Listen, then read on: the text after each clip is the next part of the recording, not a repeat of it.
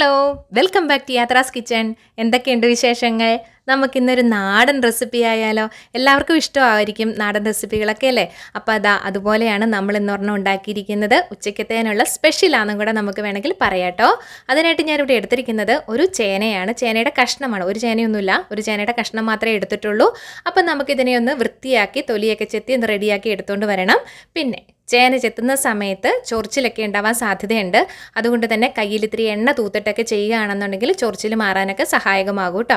എന്നാൽ പിന്നെ നമുക്കിതിനൊന്ന് മുറിച്ചെടുത്താലോ? മെഴുക്കുവരട്ടിയുടെ പാകത്തിന് വേണം മുറിച്ചെടുക്കാനായിട്ട്. പലരും പല രീതിയിലാണ് അരിയുന്നത്. ഞാൻ ചേന അരിയുന്നത് ഈ ഒരു വലുപ്പത്തിലാണ്, കുഞ്ഞു കുഞ്ഞു ക്യൂബ് സൈസിലാണ് അരിഞ്ഞെടുക്കുന്നത് കേട്ടോ. അപ്പോൾ ഇത് കണ്ടോ, ഇതുപോലെ കുഞ്ഞു കുഞ്ഞു കഷ്ണങ്ങളായിട്ട് നമുക്കൊന്ന് അരിഞ്ഞെടുക്കാം. പിന്നെ ഇത്തിരി നീളത്തിൽ വേണേലും അരിഞ്ഞെടുക്കാം കേട്ടോ, കുഴപ്പമില്ല. അങ്ങനെ നമ്മുടെ ചേനയെല്ലാം ഒന്ന് ചെത്തി നന്നായിട്ട് കഷ്ണങ്ങളാക്കി എടുത്തിട്ടുണ്ട്. ഇതൊക്കെ ഇങ്ങനെ അരിഞ്ഞ് കാണുമ്പോഴല്ലോ, ഒരുപോലെയൊക്കെ ഇരിക്കുന്ന കാണുമ്പോൾ ഒരു ഭയങ്കര സന്തോഷമാണ് കേട്ടോ. എല്ലാവർക്കും അങ്ങനെയൊക്കെ തന്നെ ആയിരിക്കും.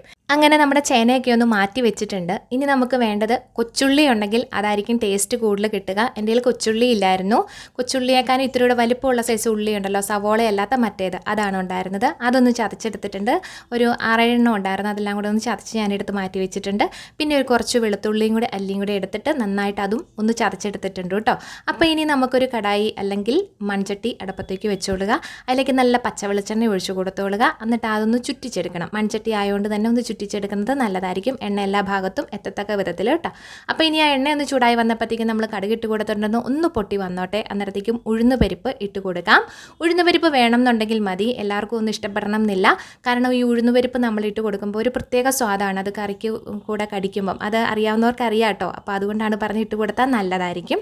പിന്നെ വറ്റൽമുളകും നമ്മുടെ കറിവേപ്പിലയും കൂടി ഇട്ട് കൊടുത്തിട്ട് ഇതെല്ലാം കൂടെ കൂട്ടി നല്ല രീതിയിലൊന്ന് മൂപ്പിച്ചെടുക്കാം കേട്ടോ. അങ്ങനെ ഒന്ന് മൂത്ത് വരുമ്പോഴത്തേക്കും നമ്മൾ ചതച്ച് വെച്ചിരിക്കുന്ന നമ്മുടെ ഉള്ളിയുടെയും പിന്നെ വെളുത്തുള്ളിയുടെയും കൂടെ നമുക്കതിലേക്കൊന്ന് ഇട്ട് കൊടുക്കണം.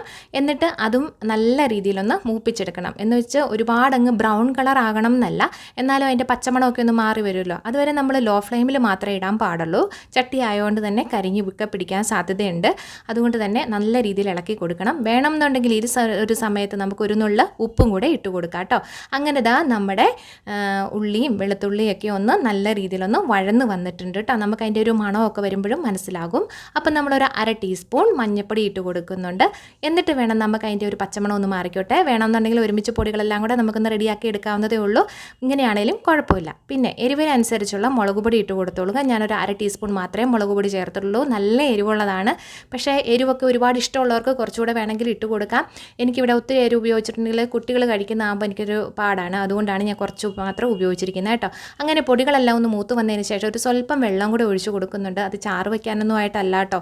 ആദ്യം വെള്ളം ഒഴിച്ച് കൊടുത്താലും പിന്നീട് വെള്ളം ഒഴിച്ച് കൊടുത്താലും എങ്ങനെയാണെങ്കിലും കുഴപ്പമില്ല. അപ്പോൾ വെള്ളം ഒന്ന് ചെറുതായിട്ട് തിളച്ചോട്ടെ എന്ന് കരുതിയിട്ട് മാത്രമാണ് അങ്ങനെ ഒഴിച്ച് കൊടുത്തിരിക്കുന്നത്. ഇനി നമ്മൾ അരിഞ്ഞു വെച്ചിരിക്കുന്ന ചേനയെല്ലാം കൂടെ അതിലേക്കൊന്ന് ഇട്ട് കൊടുത്ത് ഇതെല്ലാം കൂടെ നന്നായിട്ടൊന്ന് വഴറ്റിയെടുക്കണം. എന്നിട്ട് അതിലേക്ക് ആവശ്യത്തിനുള്ള ഉപ്പും കൂടി ഇട്ട് കൊടുക്കണം. ഉപ്പിട്ട് കൊടുത്തിട്ട് വേണം നമുക്കൊന്ന് മൂടി വെക്കാനായിട്ട് കേട്ടോ. ഇതെല്ലാം കൂടെ ഒന്ന് ഇളക്കി നമ്മൾ റെഡിയാക്കി എടുത്തിട്ടുണ്ട്. ഉപ്പും കൂടെ ഇട്ട് കൊടുത്തിട്ടുണ്ട് കേട്ടോ. അപ്പോൾ ഇനി അതും കൂടി ഇട്ട് കൊടുത്ത് നന്നായിട്ടൊന്ന് ഇളക്കിക്കൊള്ളുക. എന്നിട്ട് നമുക്കൊരു 5 മിനിറ്റ് ആദ്യം മീഡിയം ഫ്ലെയിമിലിട്ട് നമുക്കൊന്ന് മൂടി വെക്കണം. അപ്പോഴത്തേക്കും ചേന വേവാനൊന്നും അധികം സമയമൊന്നും എടുക്കത്തില്ല. പെട്ടെന്ന് തയ്യാറാക്കി എടുക്കാവുന്ന ഒരു കൂട്ടം കറിയാണ്. നല്ല ടേസ്റ്റും ഉള്ളതാണ് കേട്ടോ. അപ്പോൾ എല്ലാവരും ഒന്ന് ട്രൈ ചെയ്ത് നോക്കിക്കൊള്ളുക. പിന്നെ അങ്ങനെ നമ്മളൊരു 5 മിനിറ്റ് നമ്മളൊന്ന് മൂടി വെക്കുന്നുണ്ടേ. അങ്ങനെ ഒരു 5 മിനിറ്റ് കഴിഞ്ഞപ്പോൾ നമ്മളൊന്ന് തുറന്ന് നോക്കിയിട്ടുണ്ട്. ഇനി നമുക്ക് നന്നായിട്ടൊന്നിവിടെ ഇളക്കി കൊടുക്കണം. അതായത് മേലെ കിടക്കുന്ന കഷ്ണങ്ങളെല്ലാം താഴെയും താഴെ കിടക്കുന്നതെല്ലാം മേലെയും വരത്തക്ക വിധത്തിൽ നന്നായിട്ട് ഇളക്കി കൊടുത്തോളുക. പിന്നെ അടിയിൽ വല്ല പിടിക്കുന്നുണ്ടെന്നുണ്ടെങ്കിൽ ഒരു സ്വല്പം വെള്ളം വേണമെന്നുണ്ടെങ്കിൽ 1-2 ടേബിൾ സ്പൂൺ വെള്ളം വേണമെന്നുണ്ടെങ്കിൽ ചേർത്ത് കൊടുക്കാവുന്നതാണ്. പിന്നെ നമ്മളൊരു 5 മിനിറ്റ് കൂടെ വെച്ചിട്ടുണ്ടായിരുന്നു. ഇത് കണ്ടോ, ഇതുപോലെ നല്ല വൃത്തിയായിട്ട് നമുക്ക് കിട്ടിയിട്ടുണ്ട്. നോക്കിക്കേ, നല്ല നല്ല രുചി എന്ന് വെച്ചാൽ കിടിലൻ രുചിയാണ്. നാടൻ ഭക്ഷണങ്ങളോട് ഇഷ്ടമുള്ള ഏതൊരു വ്യക്തിക്കും ഇതൊക്കെ ഉറപ്പായിട്ടും ഇഷ്ടപ്പെടുമെന്നുള്ളത് ഞാൻ ഉറപ്പ് പറയുന്നു.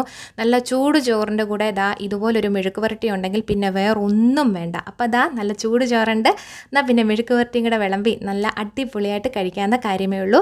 അപ്പം നമ്മുടെ ചാനൽ ആദ്യമായിട്ടാണ് കാണുന്നവരെങ്കിൽ ലൈക്കും ഷെയർ സബ്സ്ക്രൈബും ഹൈപ്പും കമൻറ്റും ഒക്കെ ചെയ്യാനായിട്ട് മറക്കണ്ട. അപ്പോൾ വേറൊരു വീഡിയോ ആയിട്ട് വരാം.